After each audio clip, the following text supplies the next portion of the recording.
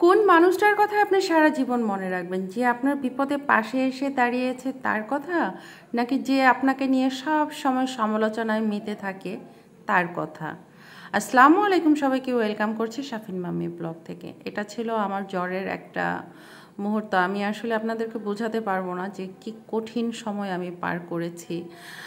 আর সকালবেলা ওই একটু রং চা, মানে চাটা আমি পুরো খেতে পারি নাই। চা আমার ভীষণ পছন্দ, হোক সেটা দুধ চা, হোক সেটা রং চা।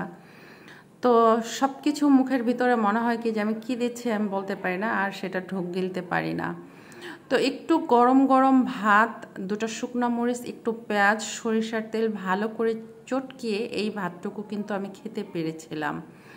আর এই যে এই দিক থেকে দুপুরবেলা আমি এই খাবারটুকু খেয়ে কেবলমাত্র শুয়েছি, ঠিক তখনই আমার এই বাজারগুলো এসেছে।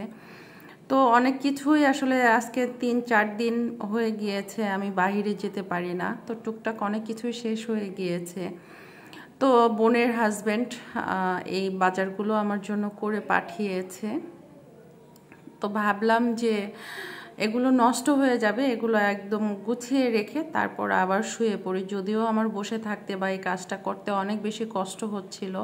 এটা ছিল আমার মেডিসিন শেষ হয়ে গিয়েছিল, আর ফ্রোজেন পরোটা, কিছু লটকন। আর জ্বরের সময় কিন্তু লটকন, আনারস, মালটা এই জাতীয় খাবারগুলো অনেক বেশি কাজ করে। তো যাই হোক, আমার জন্য মালটা আর হচ্ছে আনারস এটাই দিয়েছিল। আর হচ্ছে মুরগির মাংস একদম কেটে সাইজ করে দিয়েছে, পেঁয়াজ ছিল না সেটাও দিয়েছে।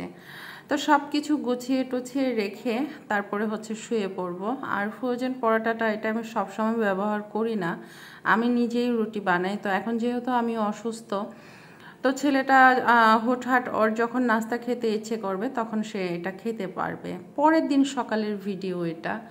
আসলে পরোটাটা তাওয়ার মধ্যে দিয়ে আমি এপাশ ওপাশ করছি, আমি দাঁড়িয়ে আসি, বাট আমার পরোটা হচ্ছে না। তো হঠাৎ করে মাথায় আসলো তাহলে কি আমার গ্যাসটা শেষ হয়ে গেল?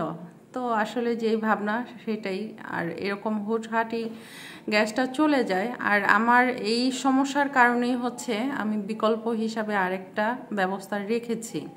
কারণ মাঝে মাঝে এমন এমন টাইমে গ্যাসটা চলে যায় যে তখন আমার আনার অবস্থা থাকে না। আনার অবস্থা থাকে না বলতে মানে লোক থাকে না। তো যাই হোক, একটা পরোটা আর হচ্ছে একটা ডিম পোস্ট করে নিলাম, সাথে একটু গরম গরম চা খাবো।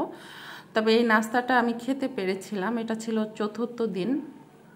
প্রথম 3টা দিন একদম খাবার খেতে পারি নাই, আর খাবার খেতে না পারলে কষ্ট কিন্তু আরও বেশি হয়। তো এখন এই গরম গরম নাস্তাটা আমি একটু শান্তি মতো বসে খেয়ে নেব। তারপরে এইদিকে হচ্ছে এই ছেলেগুলো আসছে শাপলা দেওয়ার জন্য।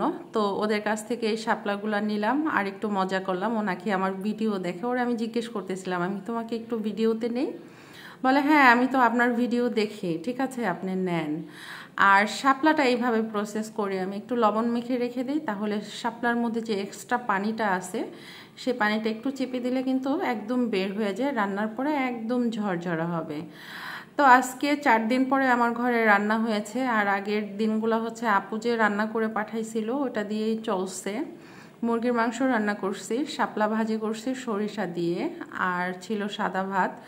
যদিও শাপলাটা ইলিশ মাছের কানসা বা চিংড়ি মাছ দিয়ে রানলে ভালো হয়, কিন্তু আমার ঘরে ওইরকম কিছুই ছিল না। তো আজকে এ পর্যন্তই।